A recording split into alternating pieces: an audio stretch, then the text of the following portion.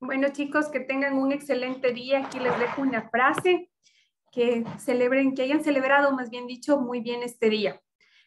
Bueno, hoy es nuestra última clase de neuromarketing. Vamos a analizar todos los temas que se nos quedó pendiente y al final vamos a hacer una revisión de lo que irá en el examen. Entonces, empecemos con los temas.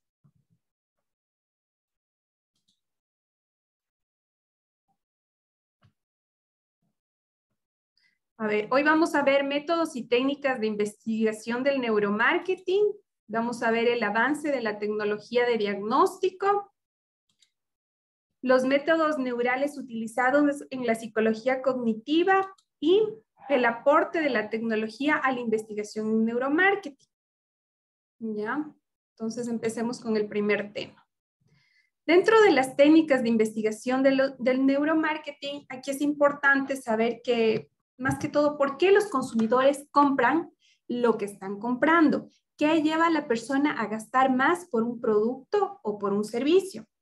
Comprender las actitudes y comportamientos de los consumidores es lo que pretende la nueva tendencia del marketing que se denomina neuromarketing. El neuromarketing combina estudios de neurociencia con los referidos al marketing. De este modo, se tiende a mejorar la estrategia del marketing a través del estudio del comportamiento del consumidor y a través de métodos de la neurociencia.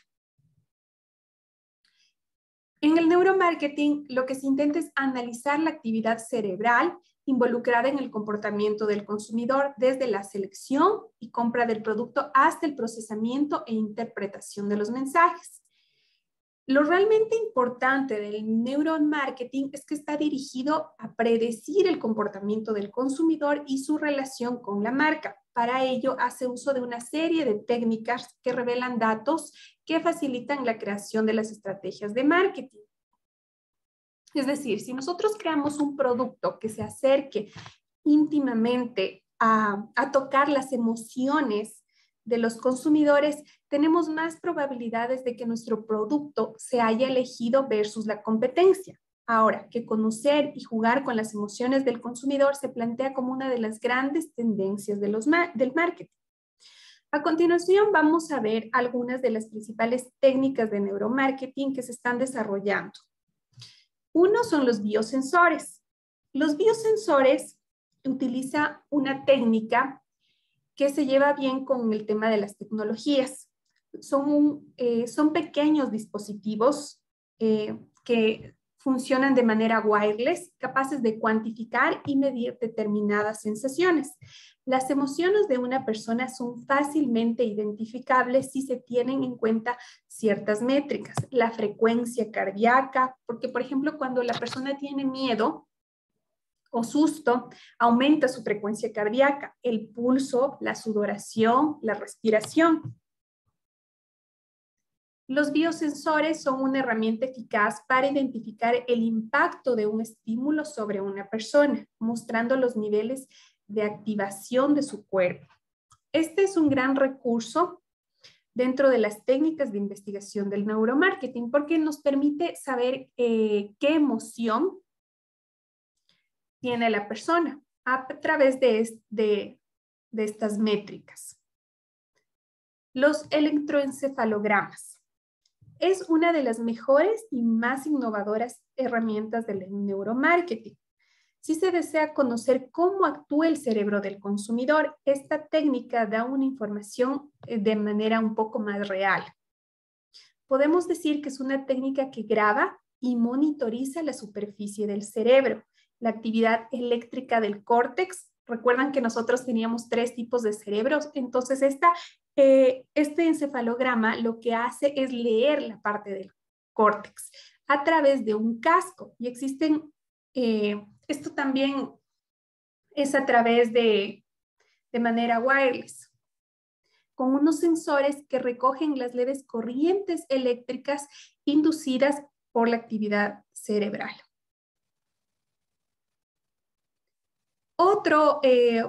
Otra herramienta son las resonancias magnéticas funcionales.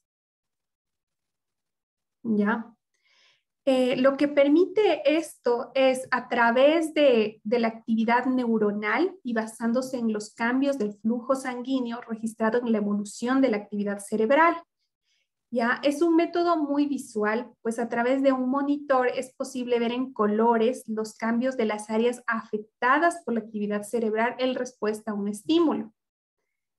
Es importante destacar que se trata de un procedimiento prohibitivo en relación a su costo, porque realmente es muy alto, pues se necesita acceder a máquinas de resonancia magnética funcional y el análisis de los datos resultantes requiere de experiencia y tiempo porque se los debe analizar, ¿no? Otro método es el eye tracking, ¿ya? Con toda seguridad, de hecho, esta técnica es una de las más populares y utilizadas en las empresas. Intenta comprender los mecanismos que guían a los consumidores para seleccionar ciertos puntos de interés ante una imagen. Este seguimiento ocular puede proporcionar información que es más relevante para la atención del usuario. Lo que mide también es el tamaño de la pupila y la distancia entre la persona y el estímulo. Identifica el punto de fijación, es decir, dónde mira más la persona, la secuencia en la que los ojos cambian de un lugar a otro, el número de parpadeos. Toda la información proporcionada por esta técnica tiene un valor inestimable, especialmente para estrategias de neuromarketing muy visuales. Por ejemplo, esto se utiliza mucho en anuncios de televisión para ver si es que realmente el anuncio de televisión es efectivo o no. Los test de asociación implícita. La prueba de asociación implícita es una prueba psicológica diseñada para medir actitudes implícitas. Estas actitudes implícitas son elementos de nuestra conducta basados en la experiencia pasada que influyen, que es cómo nos sentimos acerca de algo. Así pues, factores como la memoria, la autoestima, la percepción siempre están presentes en el fondo de nuestro subconsciente. El test de asociación implícita está diseñado para revelar las asociaciones automáticas que el usuario posee entre los conceptos. Por ejemplo, el rojo y verde o los atributos fuerza y calma es una buena técnica para conocer la percepción de los consumidores hacia la marca. Otros son los software de reconocimiento facial de emociones. Con el rostro lo decimos prácticamente todo, porque nosotros recuerden que todos los gestos también comunican. Entonces, lo que hace esta técnica es un software de reconocimiento facial de emociones que facilita detectar, analizar e informar con qué precisión sobre las emociones del movimiento facial ante diferentes estímulos. Las expresiones faciales están fuertemente vinculadas con las emociones. Y se trata de capturar las emociones y darle respuesta a una estrategia de marketing. Otra herramienta es la respuesta galvánica de la piel. La respuesta galvánica de la piel es una de las métricas más utilizadas y reconocidas en las técnicas del neuromarketing. La respuesta se refiere a los cambios en la actividad de las glándulas sudoríparas que reflejan la intensidad de nuestro estado emocional, la secreción de sudor y la conductancia de la piel con dos factores claves vinculados a las emociones. Es decir, lo que mide es, por ejemplo, el sudor que se secreta, o también es cuando, por ejemplo, cuando nosotros tenemos mucho miedo, los vellitos de la piel empiezan a paralizarse, ¿no es cierto? Entonces mide este tipo de emociones.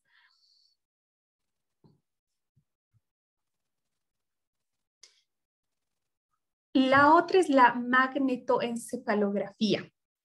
Es una técnica de imagen cerebral funcional no invasiva que utiliza magnetómetros sensibles para medir los pequeños campos magnéticos generados por señales eléctricas naturales en el cerebro.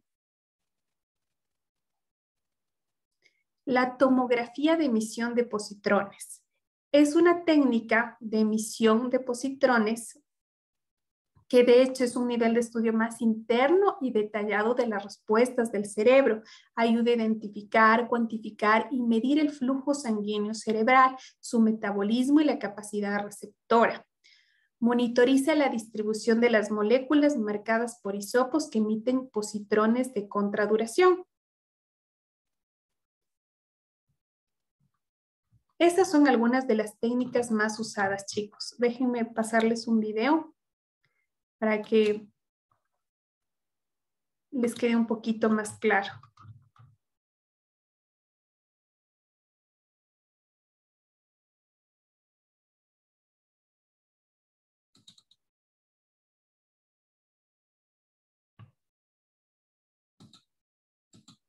Hola, soy Neidu Guana, tutora de negocios digitales y emprendimiento en Nexium. Y hoy vamos a estar compartiendo contigo cómo puedes aplicar el neuromarketing a la estrategia comercial de tu negocio. Cada vez hay más productos y servicios publicitados a través de diversos medios de comunicación y redes sociales. Y con ello, te estás enfrentando a que tu publicidad tenga una gran competencia para ser vista por tus potenciales clientes. Por ello, debes ver diversas estrategias para poder destacar. Y aprender de neuromarketing puede hacerte entender qué es lo que emociona a tu cliente potencial y cómo aprovechar eso a tu favor para atraer su atención y que conozca y compre tus productos y servicios. ¿Sabías que el 85% de todo lo que el consumidor adquiere lo hace de forma inconsciente? Este dato es conocido gracias al neuromarketing. Así que acompáñame a analizar las estrategias que podrás implementar a tu estrategia de negocio. Antes de comenzar, revisemos rápidamente algunos conceptos. ¿Qué es neuromarketing? El neuromarketing es la aplicación de las técnicas de neurociencias al marketing con el fin de que las empresas creen un... Chicos, perdón, en este video pongan bastante atención porque aquí están muchas de las respuestas de su examen, ¿ya? Analizar las estrategias que podrás implementar a tu estrategia de negocio. Antes de comenzar, revisemos rápidamente algunos conceptos. ¿Qué es neuromarketing? El neuromarketing es la aplicación de las técnicas de neurociencias al marketing con el fin de que las empresas creen una conexión sostenible que haga que los clientes se sientan valorados y bien cuidados, entendiendo sus emociones para así fidelizarlos con su marca. Otro de los conceptos ligados a neuromarketing es el de código emocional, el cual es una representación humana y espiritual de las herencias e historias que marcan las necesidades, deseos, caprichos, temores, experiencias y fantasías del ser humano, el cual ha generado unas tendencias desarrolladas para etiquetar o catalogar tipos de consumidores. Podemos ver códigos emocionales cuando denotamos movimientos culturales en contra de prácticas comerciales, grupos en torno a videojuegos y personajes animados, o tribus urbanas a favor de estándares estéticos. Vamos a ver algunos ejemplos más adelante.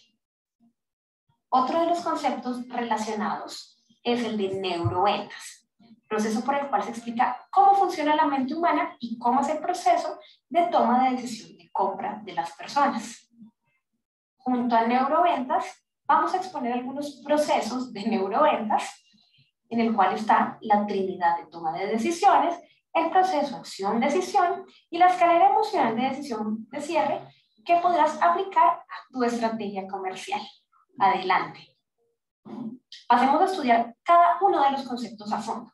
Ten en cuenta que vamos a ver varios aspectos del marketing desde las emociones, pues ellas son las que marcan la diferencia entre el marketing y el neuromarketing. Veamos. Primero, ¿cuál es el origen del término neuromarketing?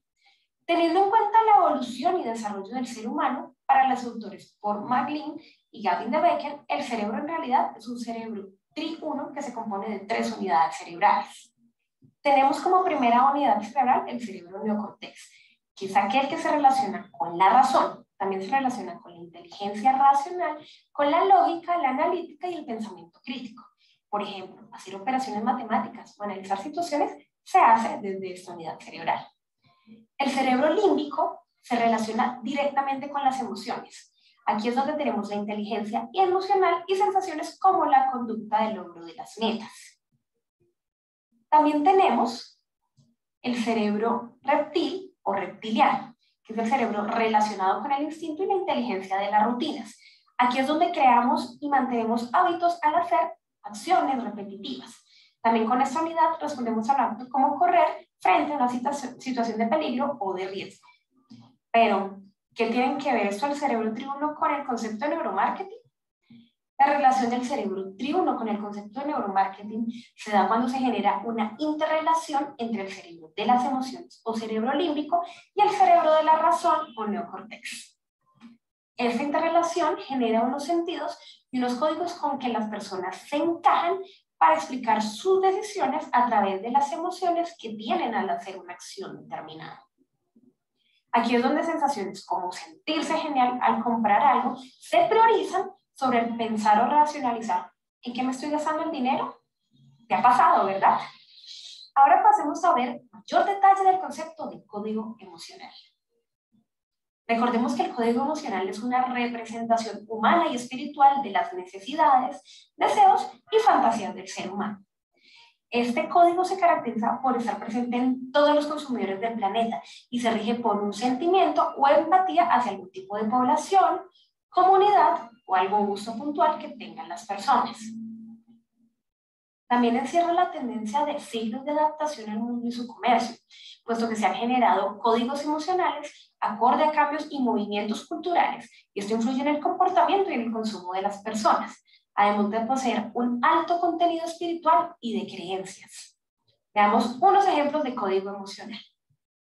En los años 90 se veían aquellos hombres preocupados un poco más por su apariencia, mostrando éxito y belleza a la vez.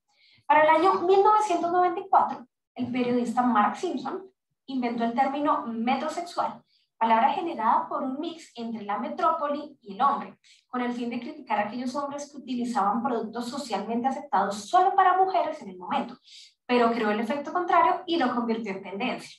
La consigna creada por Simpson fue: cuidarse es socialmente aceptable, y un código emocional llamado belleza masculina. Otro de los ejemplos que tenemos de código emocional es un ejemplo que nos aplica a la mayoría de personas y es el uso de las redes sociales. Muchas personas utilizan las redes sociales así no les guste, todo por la influencia de otras personas. ¿Cuál sería el código emocional que vemos en este uso de redes sociales? Un código llamado poder de la información. Aquella información que tengo de mis contactos, de la historia real en el tiempo real y de tener una vida virtual, interactuar con otras personas que también tienen su vida virtual en estas redes sociales. No existe una categorización específica o unos códigos emocionales puntuales, pero sí podemos reconocer a través de tendencias y nuevos movimientos culturales cómo muchas personas se definen por algunas creencias y acciones y no por otras. Esto es, cómo las personas se definen por ciertos códigos emocionales. Y te preguntarás entonces, ¿cómo podría aplicar neuromarketing y el código emocional a mi estrategia comercial? Sencillo. Cuando hablamos de neuromarketing, estamos pensando en las emociones que tiene nuestro potencial cliente al momento de tomar una decisión de compra. De ahí que debamos entender cuál es el código emocional que tiene nuestro potencial cliente. Esto con el fin de llegar emocionalmente a ellos a través de nuestras publicaciones y del marketing que generemos de nuestros productos o servicios.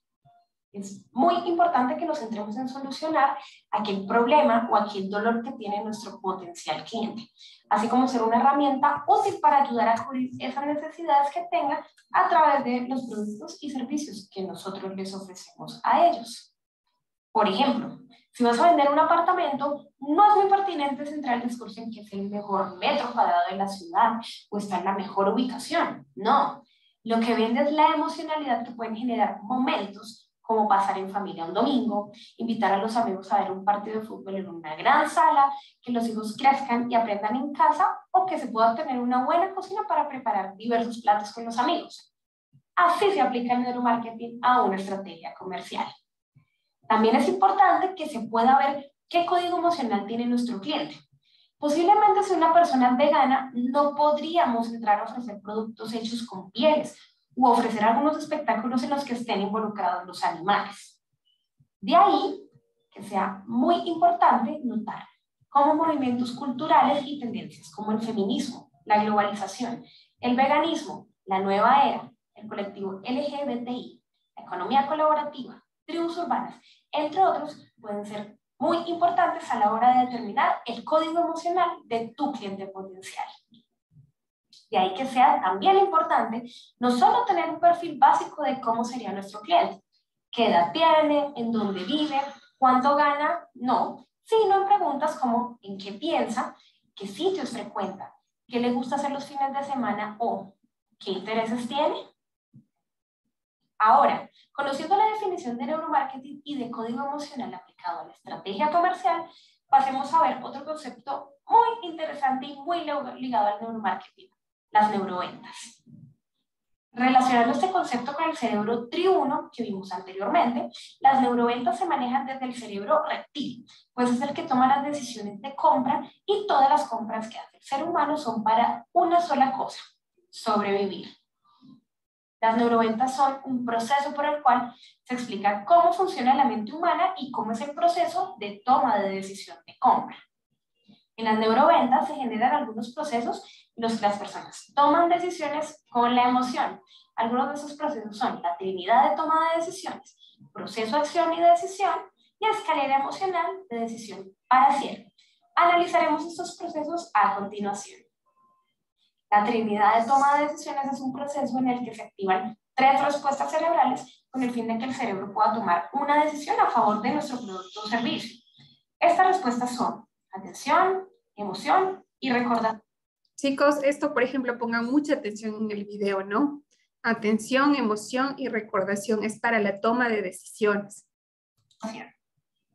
Lo primero es llamar la atención de la mente del posible comprador de manera positiva. Lo segundo es conseguir que la persona haga una asociación emocional positiva que la conecte con el discurso que se da, con el producto, el servicio o con la empresa. Lo tercero es claramente recordarle a nuestro cliente que por favor nos compre. Y esto se hace a través del envío de un mensaje directo y contundente al sistema de adaptación del cliente para activar la asociación de instintos. Ustedes dirán, ¿cómo se hace esto? Sencillo, mostrándole cómo le va a servir el producto o servicio a su supervivencia. Por ejemplo, muchos padres de familia pagan una gran cantidad de dinero por un buen colegio para sus hijos. A ellos les puede llamar la atención que sus hijos tienen una gran escuela, ya que los hace sentir exitosos y buenos padres al enviarlos a estudiar a esa buena escuela. Además de eso, le puede emocionar que al enviar a su hijo a un buen colegio, este podría ir a una buena universidad, tener un buen trabajo y con ello el padre habrá cumplido su instinto de protección y cuidado. Pero el padre de familia, además de esto, y aunque no lo creas, muy probablemente está asegurando con ello su vejez, pues su hijo en un futuro estando educado, con buen trabajo y un buen estatus económico, podrá mantenerlo, alimentarlo y protegerlo cuando esté en una etapa de adulto mayor. Muy interesante, ¿no? Ahora veamos el proceso de acción-decisión. Este proceso se basa en contar historias, ya que el cerebro ama las historias. En este proceso se encuentran las historias negativas, las historias positivas y las historias neutras. Vamos a ver este tipo de neuroventa con un ejemplo. Las historias negativas, vamos a recordar, despiertan y llaman la atención. Las historias positivas activan el deseo y logran acción.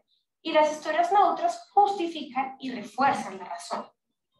Vamos a ver un ejemplo en donde hay un proceso de compra de una casa en un condominio, utilizando como principal razón la seguridad de los niños al jugar en bicicleta. Nuestra historia negativa sería algo como: ¿sabían que más de 30 niños murieron atropellados jugando en las calles del condominio en el que vive actualmente? Nuestra historia positiva sería: vivir en un condominio seguro con ciclovías subterráneas no tiene precio. Y nuestra historia neutra sería: no importa si usted invierta acá o en otro lado, pero por favor, nunca escatime en su seguridad. Aquí estamos utilizando una razón poderosa para una madre de familia que piensa en la seguridad de sus hijos al momento de montar bicicleta y cómo esta razón puede llevar a que ella decida comprar.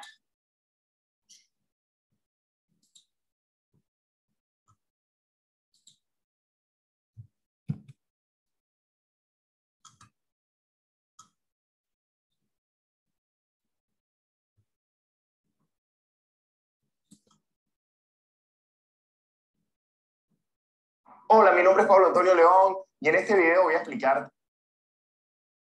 Les voy a pasar otro video, no les voy a dejar hasta el final porque sí es de bastantes minutos, entonces se nos va a ir parte de la clase, pero sí lo vamos a ver en partes importantes de este video, chicos. El caso de Southwest Airlines. Una aerolínea que ha sido líder, que es una referencia a nivel mundial y que ha innovado en su sector, generando un mercado distinto a lo que se pensaba en su momento, un mercado que otras empresas no supieron ver, y fue el hecho de lograr tener precios similares a los del transporte terrestre, pero llevando a sus pasajeros en transporte aéreo. Es decir, compitieron con las demás aerolíneas con unos precios muy distintos a lo que era el promedio de la industria.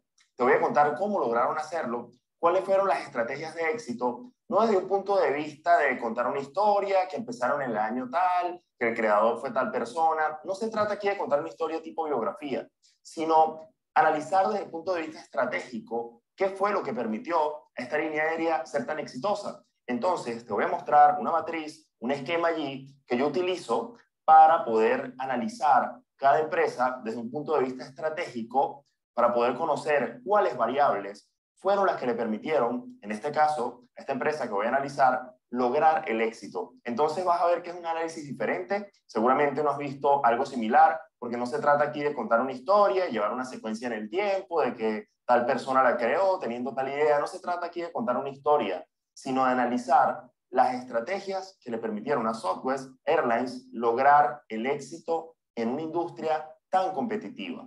Entonces, muy pendiente, porque ya voy a mostrarte aquí en pantalla cómo hay que crear propuestas con real propósito. Y eso es lo que vas a ver aquí. Cómo estos casos de análisis tienen 4 elementos. 4 elementos solamente. Podemos incrementar, reducir, es decir, lo que ya hay, nosotros vemos que ya ofrece el mercado y podemos incrementar lo que ya se ofrece o reducirlo. Y también podemos crear algo que no se ofrezca en el mercado o eliminar algo que no nos parezca necesario, algo innovador.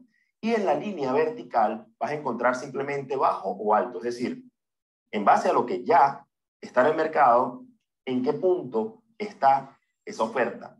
Ya lo vamos a ver para que lo puedas entender muy bien. Estos punticos que están aquí en la parte inferior derecha, el azul quiere decir aerolíneas promedio, en el caso de Southwest. Vamos a analizar aquí con el color azul qué es lo que ofrecían ya las aerolíneas promedio antes de que ellos entraran al mercado. Por ejemplo, chicos, en esta matriz, en la parte de acá abajo ponen los atributos, ¿no es cierto?, de la aerolínea: precio, asientos, sala de espera, comidas, atención, velocidad y salidas frecuentes. Y aquí en el eje de las Yes se va analizando cuál de estos es lo que se prioriza para el cliente. Y de pronto, por ejemplo, esta aerolínea Southwest, es la estrategia que ellos crearon es de low cost, quiere decir que ellos tenían precios bajos, entonces compitieron por precios bajos.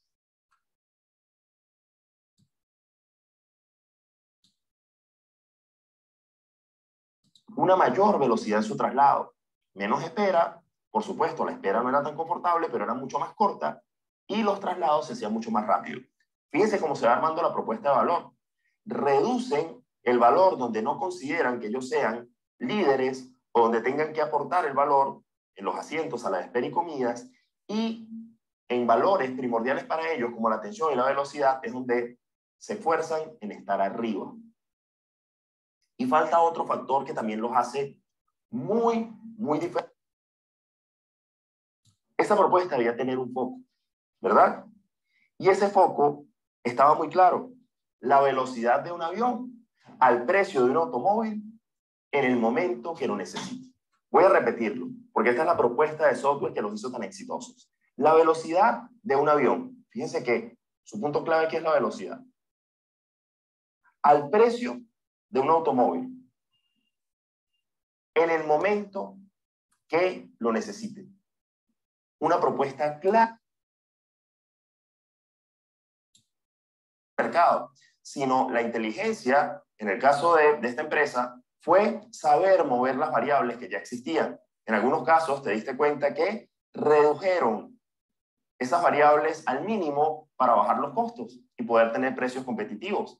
Y a su vez incrementaron el valor aportado por la industria en otras variables que para ellos eran importantes. Entonces, este caso es bien interesante porque podemos ver cómo en diferentes mercados no es necesario ni siquiera crear una variable distinta, sino simplemente moviéndonos en lo que ya hay, podemos generar un valor interesante que aprecien los clientes y que podemos nosotros monetizar a lo largo del tiempo.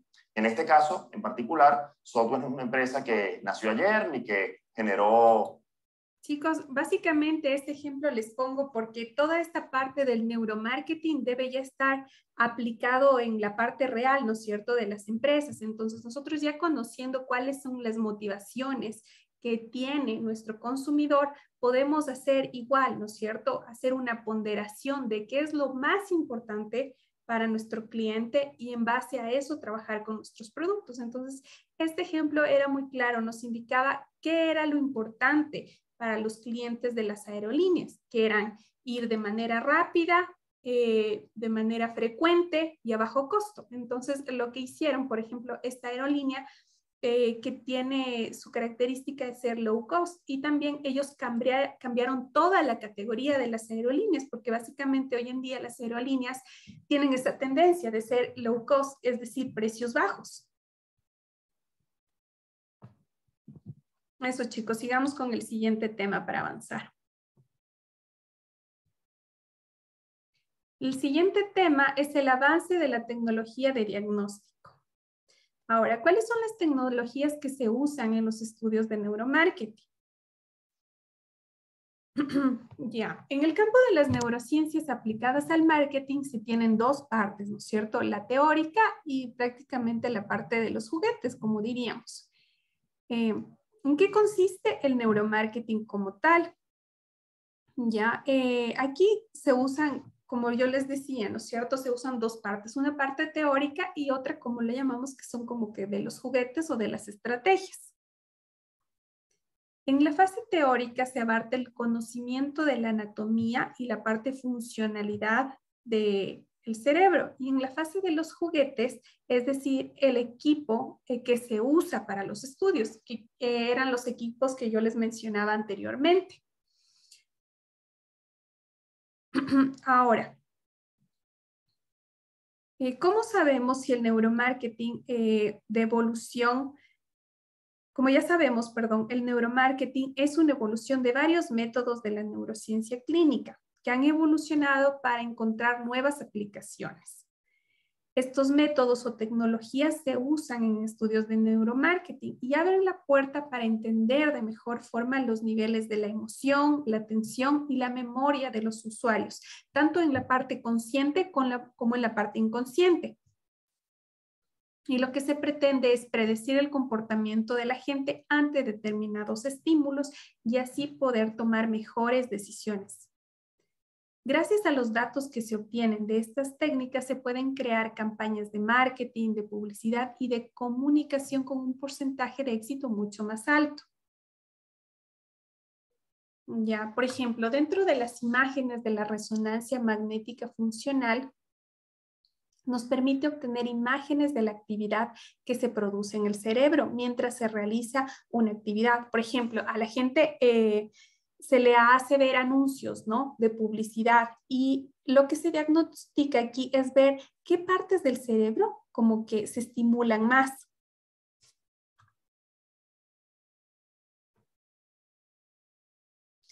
El electroencefalograma es una tecnología no invasiva, gracias a la cual se puede conocer las áreas de mayor actividad.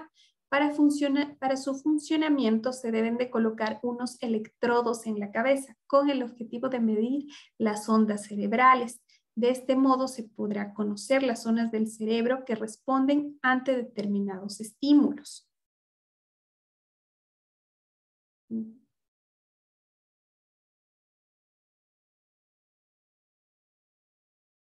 Aquí con el eye tracking que ya habíamos mencionado, esta técnica, lo que se quiere hacer es, se mide la atención del usuario referente a los elementos, ¿no es cierto? ¿Cuál es su patrón de interés? ¿Hacia dónde se dirige su ojo? Si es que su pupila se dilata o no se dilata, etcétera. También hablábamos sobre los gestos faciales, que igual son controlados. Eso básicamente, chicos. Déjenme ver si aquí tengo un video para poder pasarles.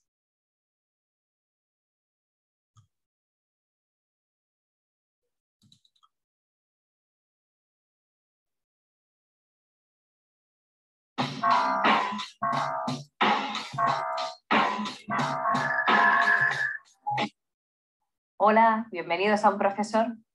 Vamos a descubrir hoy algunas de las técnicas más actuales de neuroimagen. Vamos a empezar por el TAC, tomografía axial computarizada. Esta es una técnica que usa una fuente de rayos X para así poder analizar los tejidos, ya que estos rayos X lo que van a hacer es atravesar dichos tejidos y en función de la densidad que tengan, por ejemplo, el hueso es muy denso, la sangre también es densa, pero el líquido cefalorraquídeo es menos denso y la sustancia blanca es muy poco densa, pues todo este cambio de densidad va a generar diferentes grados de absorción de estos rayos X. Entonces, en función de cuánto absorba o cuánto deje pasar esos rayos, la imagen que se genera tiene un color más oscuro, tiene un color más claro. Entonces, el TAC es muy preciso, permite detectar anomalías de 1 a 2 milímetros, con lo cual no hay que confundirlo con la clásica radiografía, aunque compartan la misma fuente de rayos X. Para dar mayor precisión todavía, es opcional el uso de un radiofármaco, que aumentaría todavía más el contraste, para así ver claramente un tejido u otro. Uno de los pocos contras que tiene esta técnica es que solo permite hacer una imagen, o sea, solo permite tomar imágenes de... Bueno, esta es una de las técnicas que se aplican, chicos.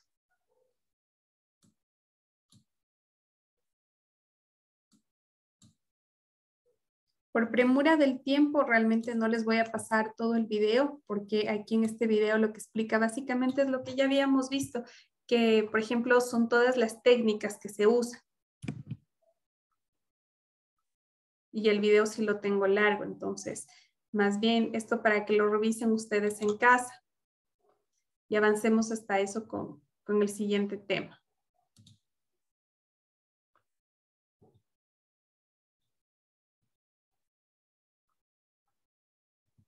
Vamos a ver los métodos neurales utilizados en la psicología cognitiva. Ahora, para resumirnos un poco, la psicología cognitiva, básicamente, aquí se estudia cómo aprender y practicar diversas formas del tratamiento psicoanalítico, ¿ya? Es un estudio, como les decía, de un enfoque psicoanalítico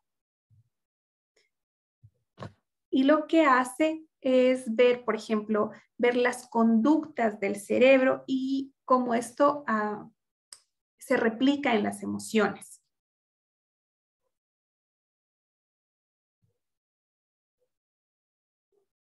Ahora, ¿cuál es la aplicación de la psicología cognitiva? Existen numerosas aplicaciones prácticas de esta disciplina, tales como proporcionar herramientas para mejorar la memoria, lo que ayuda a las personas a recuperarse tras una lesión cerebral y ofrece tratamientos eficaces para mejorar los trastornos del aprendizaje. Aprender cómo las personas piensan y procesan la información no solo ayuda a los investigadores a obtener una comprensión más profunda de cómo funciona nuestro cerebro, sino que nos permite desarrollar nuevas formas de ayudar a las personas a lidiar con algunas dificultades psicológicas. Los hallazgos de la psicología cognitiva también han mejorado nuestra comprensión de cómo las personas forman, almacenan y recuperan sus recuerdos. Al tener un mayor conocimiento sobre cómo funcionan estos procesos, los psicólogos pueden desarrollar nuevas formas de ayudar a las personas a mejorar los recuerdos o luchar contra posibles problemas de memoria. Numerosos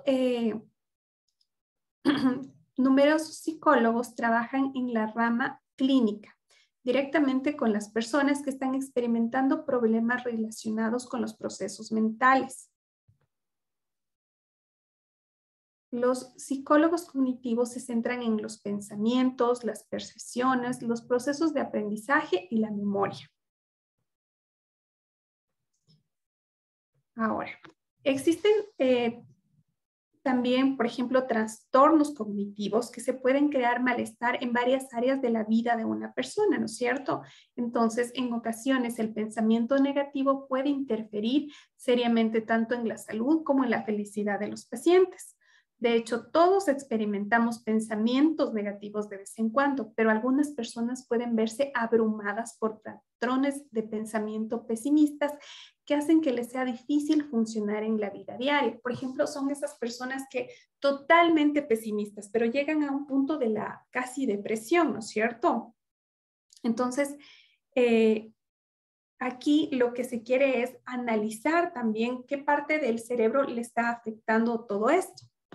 Estas reflexiones catastróficas pueden conducir a un aumento en los niveles del estrés, el pesimismo, e incluso pueden contribuir a sentimientos de sentimientos como que de no sentirse seguros, ¿no es cierto? Las personas pueden ser capaces de encontrar maneras de hacer frente e incluso superar todas estas dificultades, ya a través de terapias que se centran en ayudar a las personas a cambiar estos patrones de pensamiento negativo y reemplazarlos por otros más positivos y realistas. Ahora, la salud cognitiva y la psicología, la salud mental, perdón, y la psicología cognitiva. Gracias a las investigaciones en esta área, se han desarrollado nuevos enfoques de tratamiento para ayudar a las personas a tratar lo que es la depresión, la ansiedad, las fobias y otros trastornos psicológicos. La terapia cognitivo-conductual y la terapia racional emotiva son dos métodos en los que los clientes y los terapeutas se centran en las cogniciones subyacentes que atribuyen a la angustia psicológica. Gracias a estas terapias pueden ayudar a los clientes a identificar las creencias irracionales y otras distorsiones cognitivas que están en conflicto con la realidad.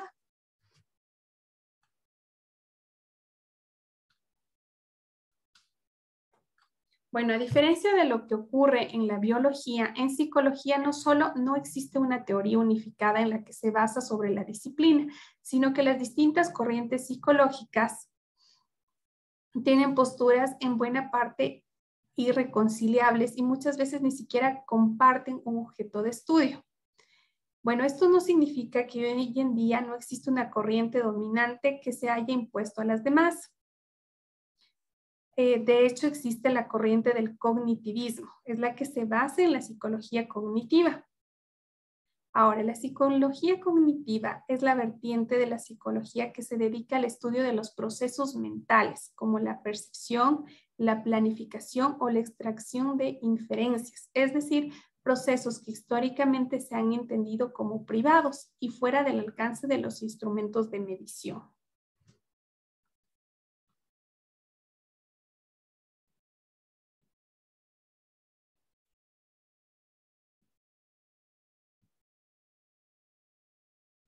Bueno, la psicología cognitiva al día de hoy. Actualmente la psicología cognitiva sigue siendo una importantísima parte de la psicología, porque estudia todos los procesos cerebrales, ¿no es cierto?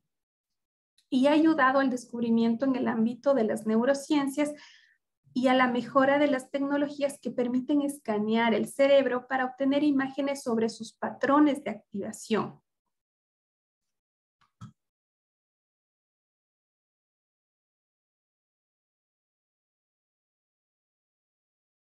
Entonces, lo que ayuda a la psicología cognitiva es, por ejemplo, ver qué patrones se van repitiendo dentro de la mente de los consumidores y esto se puede replicar en el área del marketing.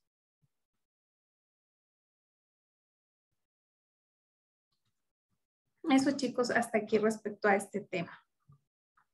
Ahora vamos al último tema que tenemos, que es el aporte de la tecnología a la investigación en neuromarketing, las nuevas técnicas de investigación que existen. Ahora, las técnicas de neuroimagen funcional permiten visualizar las zonas cerebrales discretas que se activan mientras se está realizando una tarea cognitiva o una operación mental.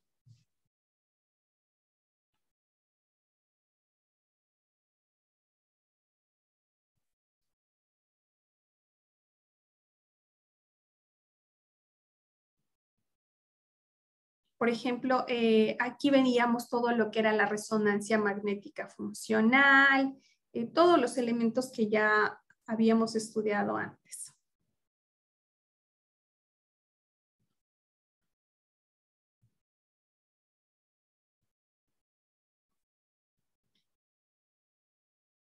Ahora, por ejemplo, les voy a hablar sobre el aparato del TAC, ¿ya? Que emite un haz de rayos X que incide sobre el cuerpo humano y la radiación y que ha sido absorbida por el cuerpo y es recogida por los detectores. Esto se repite hasta que el tubo de rayos y los detectores hayan dado una vuelta completa. Este uso de rayos X para la obtención de cortes y secciones anatómicas con fines de diagnóstico ayuda, por ejemplo, para ver cuál es la parte del cerebro que más se está impactando.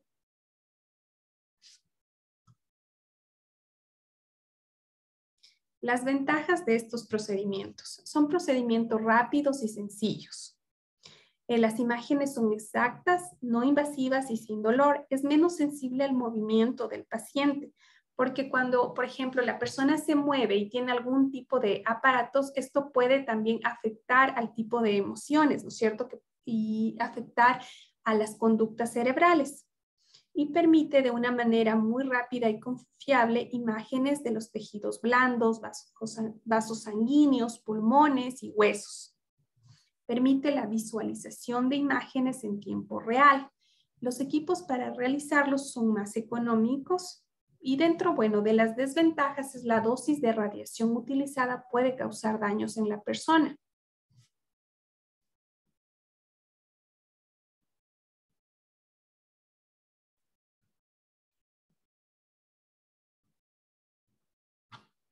Eso, chicos, en cuanto a básicamente los últimos técnicas que se utilizan. Como les mencioné, prácticamente es el TAC. ¿Qué es lo que se hace? Es, por ejemplo, se mete a la persona como que para un tipo de rayos X y se le va escaneando, ¿no es cierto? ¿Qué partes de su cerebro se van pintando frente al estímulo de las diferentes cosas?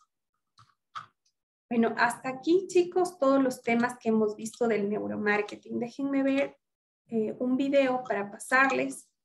Y de ahí vamos a revisar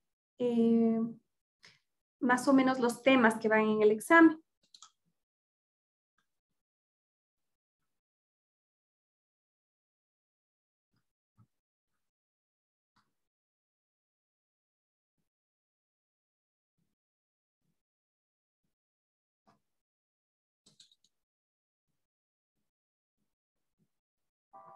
En el día de hoy estaremos explicando cómo se realiza un electroencefalograma. Como vimos en el video anterior, el electroencefalograma es un estudio que permite evaluar la función cerebral mediante la medición de su actividad eléctrica. En esta ocasión vamos a explicar cómo se realiza, es decir, vamos a describir los procedimientos fundamentales que se realizan durante este estudio. Es bueno comenzar diciendo que existen varias modalidades distintas de electroencefalogramas, pero en este video solo describiremos el estudio convencional o estándar. El registro de un EEG debe durar, según las guías de la Sociedad Americana de Neurofisiología Clínica, no menos de 20 minutos. Durante ese tiempo, se registran varios segmentos en reposo que permiten evaluar el funcionamiento cerebral en estado basal y para esto, el paciente puede estar despierto o dormido. Luego se realizan un grupo de maniobras de activación para observar cómo reacciona el cerebro. Entre estas están la apertura y cierre ocular, la respiración profunda y la estimulación con una luz parpadeante a diferentes frecuencias. Es importante señalar que es un estudio no invasivo y por lo tanto no representa ningún riesgo para el paciente. Les enviamos un saludo cordial de parte de nuestro equipo y nos vemos en el próximo video. Recuerden que en TLG seguimos traduciendo el lenguaje del cerebro.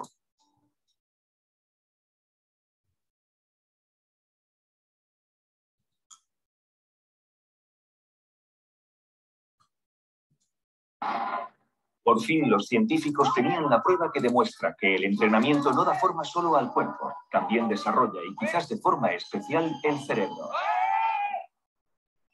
Vamos, ahora.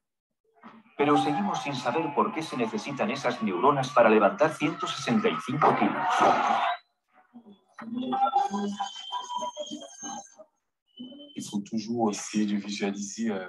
Es fundamental visualizar el éxito dentro de tu cabeza.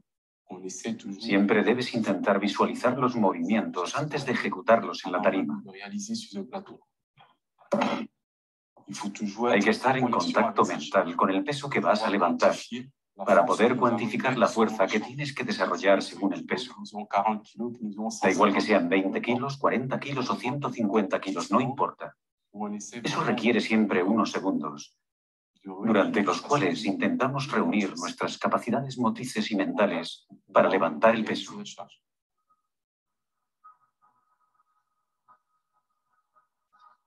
Incluso en la halterofilia, el primer movimiento del atleta sería, por tanto, una operación mental. La halterofilia requiere una movilización y un gasto energético importante, por tanto, un esfuerzo. Pero el intento comienza antes de lo que imaginamos. Comienza en el momento en el que el levantador se concentra e imagina el movimiento y las consecuencias del mismo. Percibe las sensaciones propias del movimiento, así que es como un levantamiento previo. Para comprender lo que hace el cerebro cuando el deportista imagina su movimiento, Émeric Guillot ha pedido al campeón francés de halterofilia más laureado que repita en el laboratorio el trabajo de visualización que realiza antes de levantar el peso. Autor de más de un centenar de publicaciones sobre la visualización, Émeric va a intentar comprender los mecanismos neuronales. Cuando estés listo, vamos a pedirte que visualices tu movimiento como haces normalmente en los entrenamientos o en la competición. Así podremos determinar cuáles son las regiones del cerebro que están activas cuando lo visualizas y cómo esas regiones se comunican entre sí. Así que veremos una especie de imagen de lo que hace tu cerebro cuando imaginas el movimiento.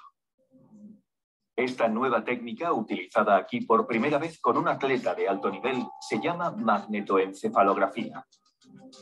300 sensores registrarán el campo magnético producido por la actividad eléctrica de las neuronas en el cerebro. La resolución temporal de este escáner ultrapreciso permitirá también a los científicos hacer un seguimiento de su actividad cerebral al milisegundo. Una precisión imposible de conseguir con las técnicas de imagenología tradicionales. Medimos lo que está sucediendo alrededor de la cabeza. Se trata de una especie de campo magnético que creamos todos alrededor de nuestra cabeza en cada una de nuestras actividades, incluso cuando no hacemos nada. Lo difícil es reconstruir lo que ocurre en el interior de la cabeza. Aquí vemos que hay una fase de reposo y con cada pitido imagina que levanta la barra. Me coloco sobre la barra. Respiro. Intento colocar bien los pies. Realizo el primer impulso. Tiro con fuerza con los brazos. Me sitúo por debajo de la barra. Un buen tiempo a nivel de reacción a la hora de recibir la barra y vuelvo a subir. Un instante para respirar con la barra apoyada en los hombros. Controlo la bajada. Me preparo para el impulso con las piernas. Estoy bien colocado. Un ensayo perfecto.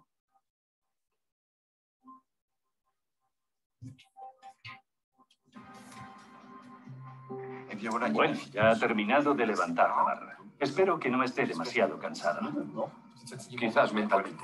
Lo vemos. Ya hemos terminado. El desarrollo de la imagenología médica permite analizar el funcionamiento cerebral del deportista.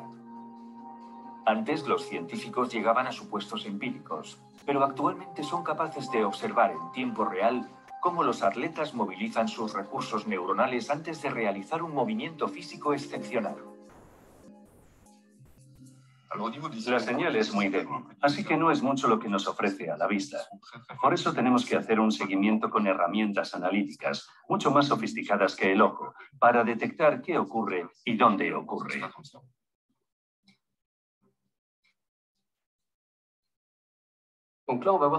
Aquí vemos lo que pasa cuando Benselá imagina su movimiento. La primera fase revela algo similar a lo que observamos cuando una persona realiza ejercicios de meditación o de relajación profunda.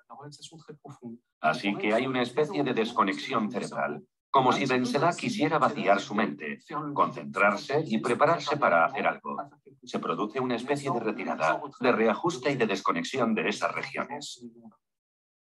Y solo cuando ha terminado, aparecen unas manchas de color azul que reflejan la actividad en esas regiones sensoriomotrices y visuales. Por ejemplo, aquí, en la parte posterior del cerebro, en las regiones visuales, que quizás están vinculadas al momento en que él visualiza. Las regiones llamadas sensoriomotrices estarán vinculadas a la ejecución y al control del movimiento, en el que participan los sistemas motores y sensoriales implicados en la realización y la preparación del movimiento. Si la imagen mental creada por Benselá Bayá le ayuda efectivamente a levantar la barra, es porque esa imagen solo activa en su cerebro las neuronas útiles para la ejecución del movimiento a realizar. Solo los grandes atletas serán capaces de desactivar completamente y volver a activar bruscamente las regiones motrices de su cerebro sin mover un solo músculo.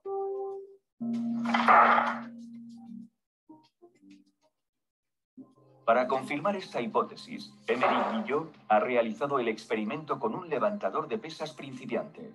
Unos días más tarde, comparte sus conclusiones con Benselá. Aquí tengo dos vídeos. El de la derecha es el tuyo y el de la izquierda es de un deportista principiante que hace exactamente lo mismo. ¿Vale? Voy a mostrártelo. Voy a reproducir los dos vídeos simultáneamente y vas a ver que son diferentes. Es exactamente la misma secuencia. Como puedes ver, él no pasa por la fase inicial de vacío mental. En lugar de eso, produce directamente una representación mental que parece muy difusa, ya que se dispersa por varias zonas. Es cierto, es difusa y brumosa. No es capaz de reunir la energía necesaria. La señal aparece por todas partes, va y viene, va y viene. Y además nos ha comentado que tiene muchas dificultades para visualizar, para imaginar sus movimientos con precisión y focalizar sus diferentes fases. Y todo eso se refleja en la actividad cerebral, como vemos aquí. Las dificultades que experimentan los deportistas no profesionales confirman la superioridad mental de los grandes campeones. En estos últimos, el cerebro trabaja menos, pero mejor. Las investigaciones sobre la visualización y la imagenología mental han dado prueba de su eficacia sobre el terreno. Bueno, chicos, hasta aquí ya hemos terminado todo lo que es la clase de neuromarketing.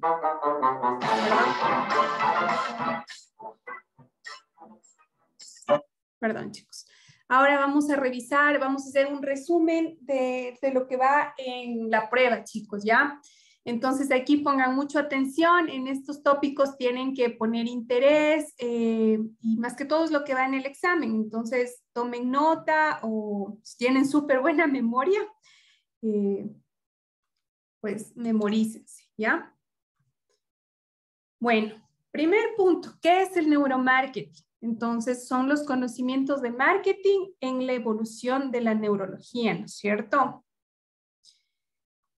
¿Cuántos tipos de neuromarketing hay?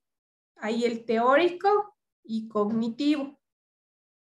¿En qué se basa el neuromarketing técnico? Es dividir las ondas cerebrales en ritmos alfa y beta. ¿En qué se basa el neuromarketing científico? ¿Ya? Es el conocimiento obtenido mediante la observación de patrones regulares, de razonamientos y de experimentación en ámbitos científicos, a partir de los cuales se generan preguntas, se construyen hipótesis, se deducen principios y se elaboran leyes generales y sistemas organizados por medio de un método. Ahora, eso es prácticamente lo que es el neuromarketing científico. ¿Cuáles son las dos disciplinas del neuromarketing? Es la neurociencia cognitiva y el marketing. Entonces, apunten esto, neurociencia cognitiva y el marketing. Ahora, ¿qué es la neurociencia? La neurociencia estudia la conducta humana, entendiendo dentro de este concepto a las cuestiones relacionadas con el aprendizaje, procesos de pensamiento, emociones, comportamientos, tanto en su desarrollo normal como en los diferentes trastornos o problemas del pensamiento y de las emociones. ¿Cómo comienza el neuromarketing? Bueno, aquí se acuerdan que yo les hice, o les conté lo del reto Pepsi. Entonces, en base a eso, es como que las empresas empezaron a desarrollar el neuromarketing, ¿ya? ¿Cuál es el proceso de compra? Primero es la atención, la parte sensorial, emocional, conductiva, el regulador de la conducta emocional y el aprendizaje. Entonces, en total son 7. Atención, sensorial, emocional, cognitiva, regulador de la conducta emocional y aprendizaje. Bueno, esto yo prácticamente, esta pregunta yo no les he dado porque más que todo yo me he centrado en ver algo práctico, pero aquí está. Entonces, esto sí, apúntenlo. ¿En qué año se publicó el estudio realizado por el doctor Reed Montesh? Es en el 2003. Bueno, esto, el banco de preguntas y la materia no la he desarrollado yo realmente.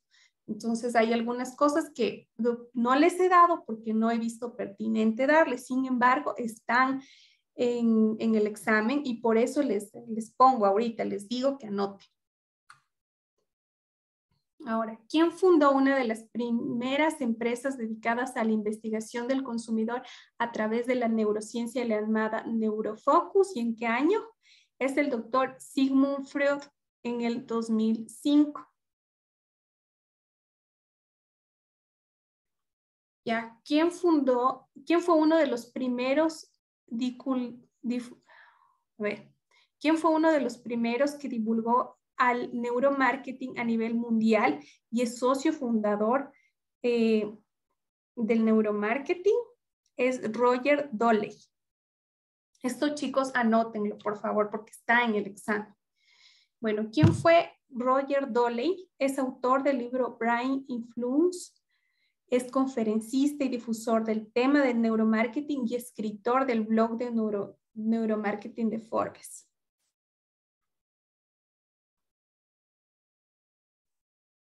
¿Quién fue Hans Berger?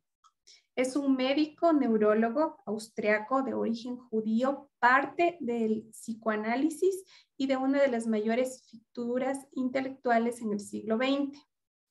¿Cómo divide Hans Berger a las ondas cerebrales? Las divide en ritmos beta y alfa. Esto es facilito. Acuérdense de beta y alfa. ¿Quién enfocó sus estudios de la memoria y la corteza prefrontal?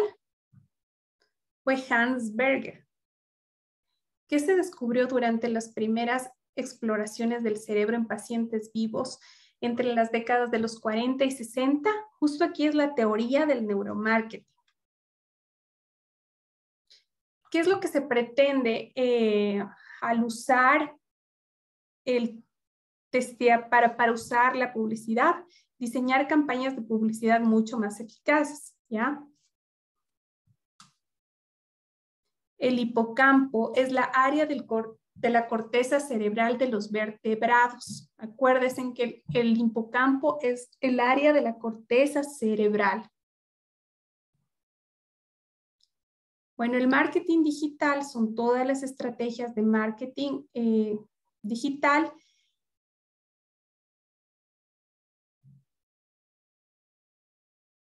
¿qué es el SEO? Esto ya habíamos visto, pero en marketing digital es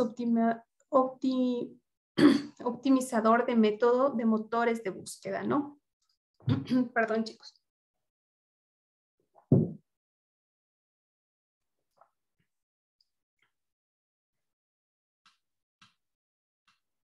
¿Qué es un dominio en Internet? Es un término empleado en el mundo de Internet que se refiere al número de sitios en los que se domina la web. Eso también está en el examen. El e-commerce, ¿qué es? Es la distribución, venta, compra, marketing y suministro de información de productos o servicios a través del Internet. Las cookies son los archivos creados por la analítica web para saber qué están haciendo los usuarios. ¿Qué es el UX? Es la calidad en contenidos que se maneja en redes sociales.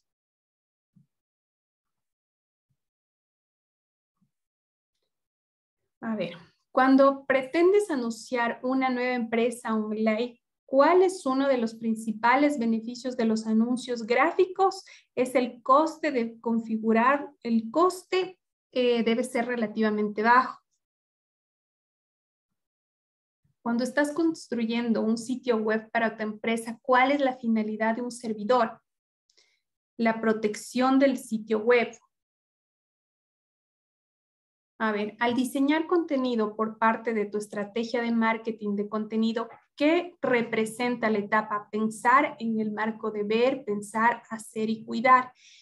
El pensar quiere decir la etapa de finanzas, cuando los clientes piensan en el presupuesto que deben tener para comprar.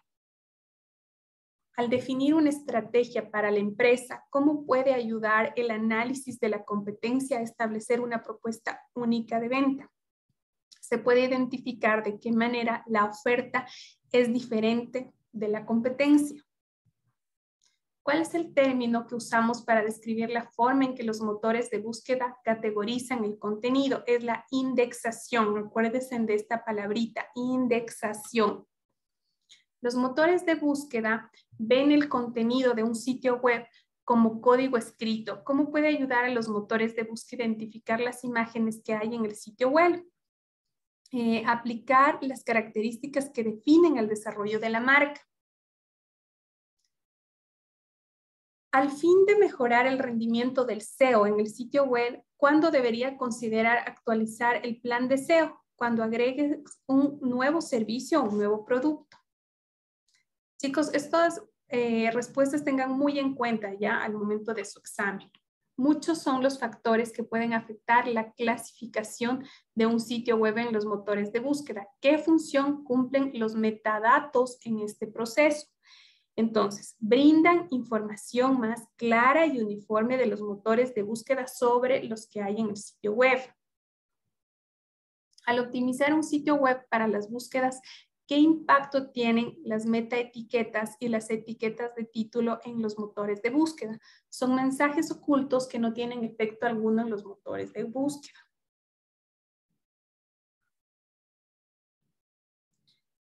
Si te anuncias utilizando el marketing de motores de búsqueda SEM, ¿en cuál de los siguientes casos debes pagar? Cuando se produce una conversión en el sitio web. Esto de la conversión es cuando ya se produce la venta, ¿no?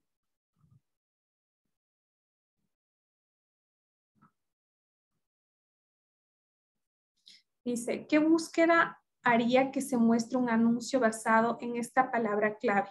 Fotógrafos de relatos de Madrid. O sea, es decir, si nosotros en la web ponemos fotógrafos de relatos de Madrid, ¿ya? Entonces, ¿qué es lo que se quiere vender? A un fotógrafo de Madrid, ¿no es cierto?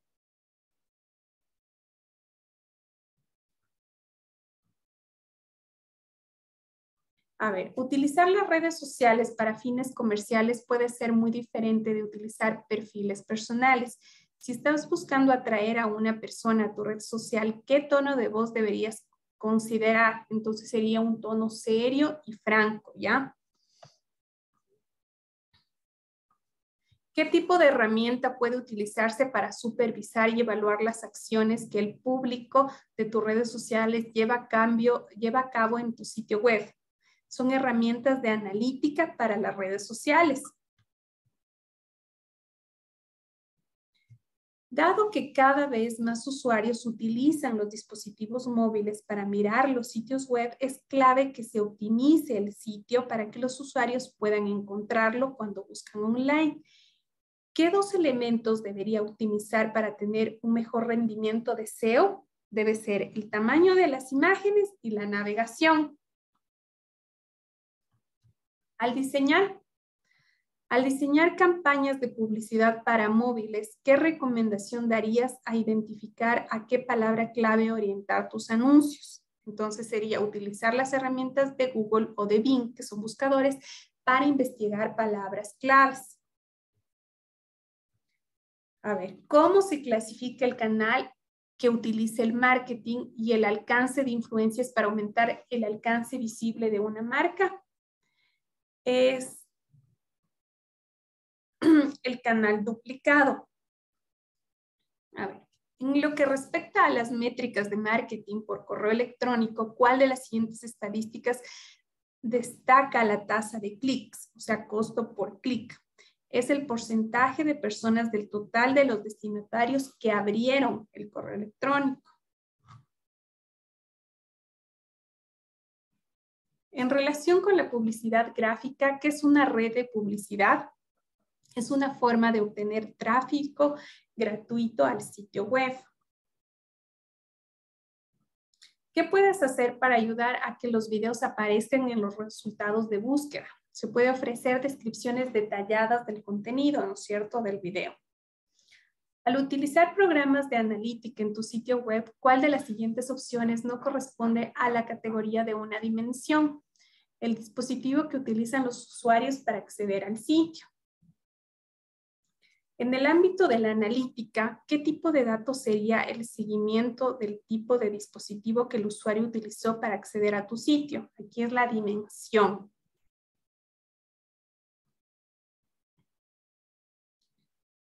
Por ejemplo, esta pregunta, ¿qué es una hoja de cálculo? Es una herramienta para almacenar grandes cantidades de datos numéricos, ¿no es cierto? Pero no son datos de texto. ¿Cuál es la importancia de los elementos gráficos de una publicidad en el neuromarketing? Entonces, por ejemplo, dentro del comportamiento del consumidor, vamos a ver el tamaño del empaque.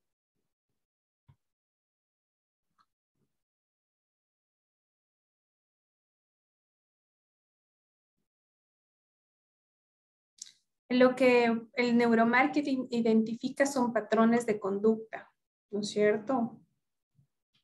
Lo que más le gusta al cerebro ya le habíamos visto, que es lo sencillo, es lo simple.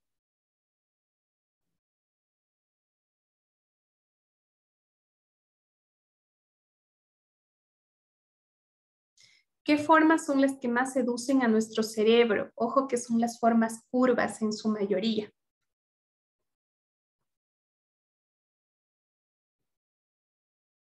Si debes considerar solo una de estas tres acciones a un político para ganar más votos, ¿cuál sería? Por ejemplo, que prepare un programa coherente y convincente con propuestas innovadoras, que coma alimentos populares ante la gente, que baile en público y que toque a los electores, o que prepare frases breves, ingeniosas y contundentes sobre lo que piensa hacer y expresa con convicción. Sería la segunda, ¿no es cierto?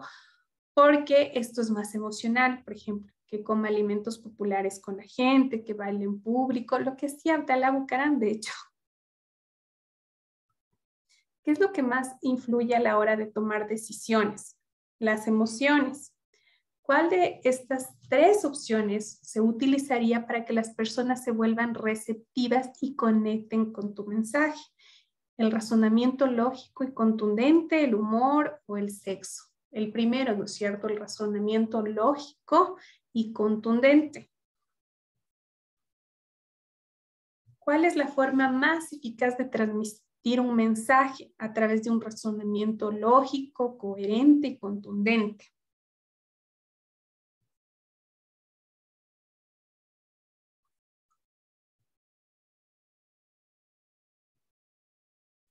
¿Qué medio usa el neuromarketing para realizar los estudios cerebrales? El uso de tecnología como el computador, ¿no es cierto?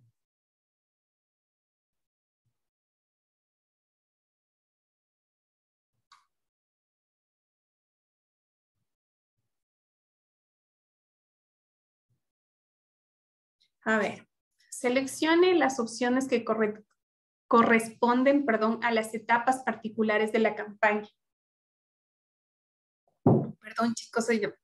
Ya estoy con la garganta un poco fundida, todo el día pasado hablando. A ver, veamos esta pregunta. Dice, seleccione las opciones que corresponden a las etapas particulares de la campaña. Entonces, anoten esto. Tenemos desarrollo, testear, planificar e implementar.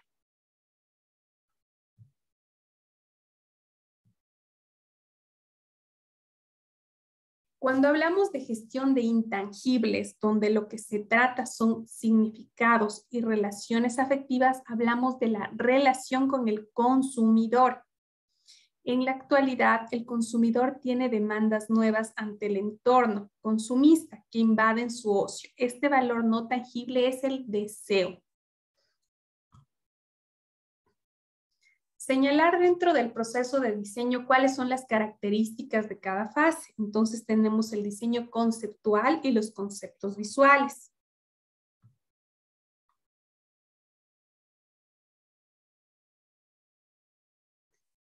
A ver, aquí hay unas preguntas que les dicen de completar, ¿no? Entonces, por ejemplo, les dice, tienen que ustedes escoger la opción y completar. Aquí en esta pregunta es el DAFO, que son debilidades, oportunidades, amenazas y fortalezas. Eso es el análisis DAFO. Tiene múltiples aplicaciones que sirven como punto de partida para definir valores y arquitecturas de marca, segmentar, configurar propuestas de posicionamiento y a nivel más operativo, sobre todo para diseñar tipos de mensaje, tanto comerciales como de comunicación.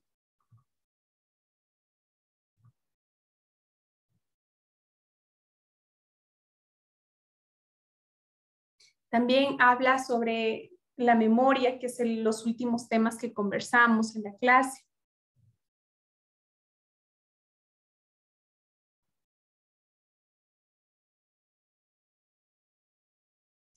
Tienen preguntas de verdadero y falso. Por ejemplo, el sistema nervioso se define como el sistema a través del cual el ser humano recibe información acerca de su entorno, a través de sus sentidos, procesando dicha información y emitiendo respuestas. Este es verdadero.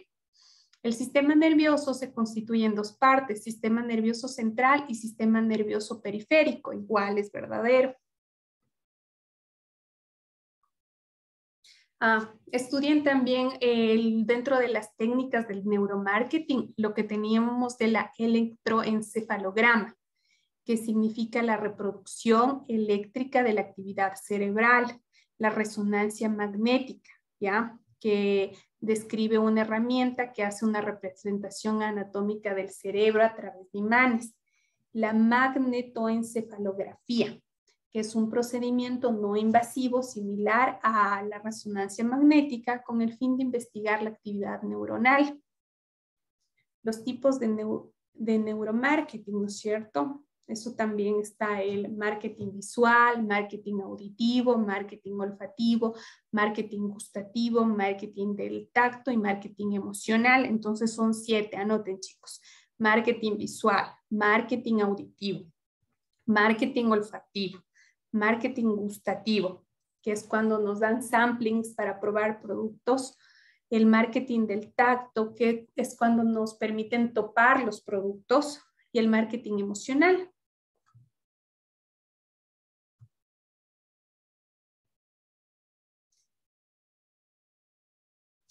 ¿Qué puedes hacer para ayudar a que los videos aparezcan en los resultados de búsqueda? Entonces, ofrecer descripciones detalladas del contenido. Esta pregunta ya la habíamos visto antes, pero se ha repetido esta, de hecho. Hay una pregunta aquí repetida. Igual están las preguntas de verdadero y falso. Por ejemplo, los biosensores son una de las técnicas de neuromarketing menos utilizadas. Verdadero. La frecuencia cardíaca, el pulso, la sudoración y la respiración son las emociones fácilmente identificables por los biosensores. Correcto, porque eso justo fue lo que vimos al principio de la clase. El EGG es una de las mejores y más innovadoras herramientas del neuromarketing. Verdadero. Aquí es el electroencefalograma, ¿no? El EGG es una técnica que graba y monitoriza las emociones ofreciendo respuestas verdaderamente interesantes. Verdadero. La resonancia magnética funcional mide la actividad neuronal basada en los cambios del flujo sanguíneo. Falso, porque acuérdense que la resonancia magnética es todo lo que tiene que ver con el cerebro. El eye tracking compone los mecanismos que guían a los consumidores ciertos puntos de interés. Verdadero, porque el eye tracking es ponerte unas gafas y esas gafas, por ejemplo, van midiendo la parte ocular, ¿no es cierto? hacia dónde mira el cliente, cuáles son sus puntos calientes. El test de asociación implícita está diseñado para revelar las asociaciones automáticas que el usuario posee entre los conceptos verdaderos.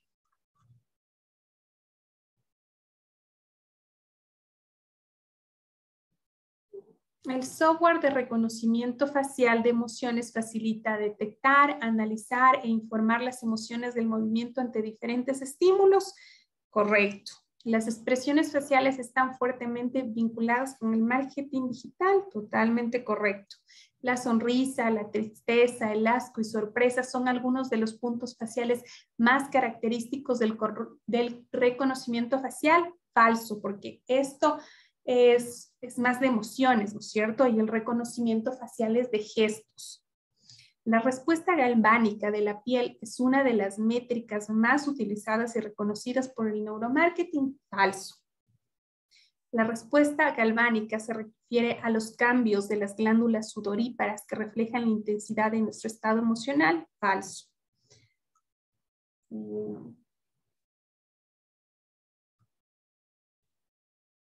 La tomografía de emisión de positrones ayuda a identificar, cuantificar y medir el flujo sanguíneo cerebral. Correcto. Los ojos del usuario no engañan. Conocer qué mira el usuario es una de las claves más importantes de cualquier empresa. Correcto. Lo sencillo gusta menos. Falso, porque todo lo que es sencillo gusta más al cerebro.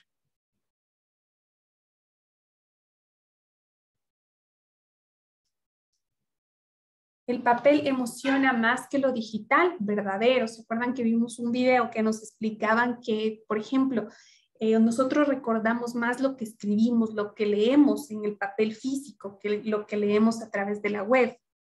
Hombres y mujeres somos iguales. Los anuncios son iguales, tanto para hombres como para mujeres. Aquí, en esta prueba, dice verdadero, pero en la teoría eso es falso. Más bien esta pregunta, que es la 145, ustedes pónganle aquí verdadero, pero esta pregunta es falso realmente. Más bien yo voy a hablar con la coordinación por esta pregunta. Porque esta pregunta está mal aquí la respuesta. Esto debería ser falso, ¿no? Más bien déjenme anotar esta pregunta para poder hablar con la coordinación.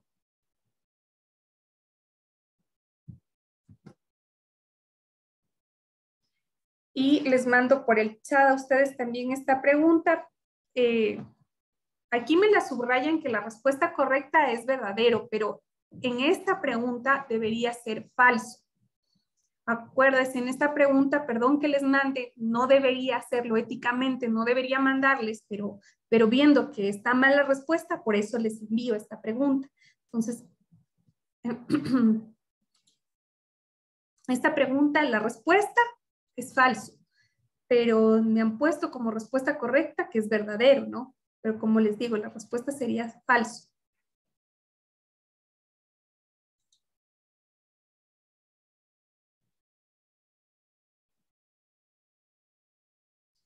A ver, vamos viendo los otros temas que tienen en el examen.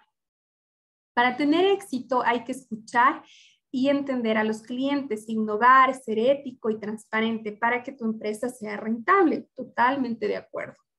Si las marcas consiguen atraer a sus clientes por sus sentidos, las probabilidades de compra disminuyen. Eso es falso. Ojo que los clientes actuamos totalmente por emociones y a través de nuestros sentidos, ¿no es cierto? De nuestros 5 sentidos. El neuromarketing es una nueva vía de conocimiento a modo de acercarse al consumidor a través de las emociones. Totalmente de acuerdo. El 90% de las acciones y de decisiones del cliente son tomadas racionalmente. Eso está mal, eso no es así, eso es falso. Los beneficios más significativos del neuromarketing redundan en la posibilidad de ser más eficaces y eficientes en sus acciones de marketing y reconocer mejor a los consumidores. Verdadero.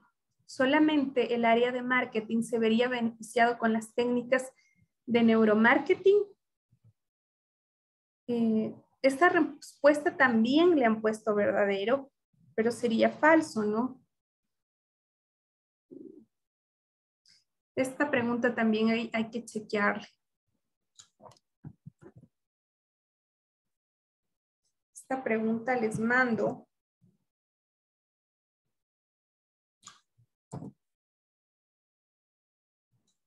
Porque esta sería falsa. Aunque le han resaltado el verdadero. El cerebro, también estudian la parte de los 3 cerebros, porque hay preguntas relacionadas con eso.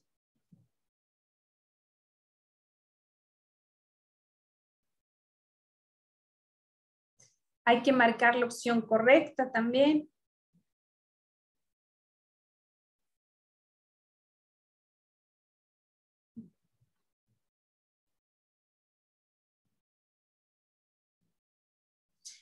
También nos habla sobre la teoría cognitiva, también lean sobre la teoría cognitiva, lo que vimos en esta última clase.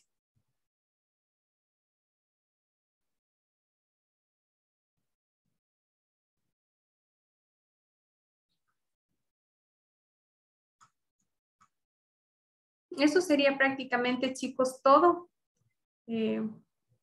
Todo por hoy y todo por la clase, más que todo. De pronto tienen alguna pregunta o inquietud. Disculpen que hoy sí, como les decía, la clase sí se nos hizo larga porque teníamos que revisar algunos temas y tenía que yo explicarles qué les van a tomar en el examen y algunas incongruencias que encontré, pues les he mandado para que ustedes estén pilas con eso. ¿Alguien tiene alguna inquietud, duda, consejo o algún comentario?